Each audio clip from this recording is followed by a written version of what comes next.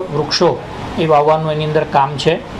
ગત વખત કરતાં આ વખતનું અલગ એવું છે કે આ QCBS ટેન્ડર હતું, અલગ અલગ એજન્સીના કામ આપવામાં આવ્યું છે।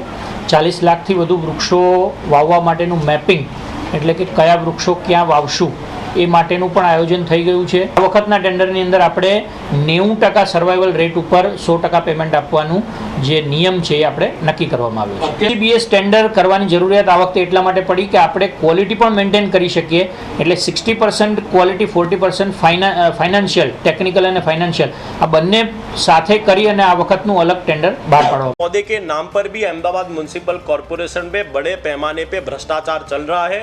कांग्रेस पार्टी की ये मांग है कि जो 4 कॉन्ट्रैक्टरों को काम दिया है उन्हें देखरेख करने का, सर्वाइवल लेवल पर पेड़ पौधों को उगाने का काम दिया है।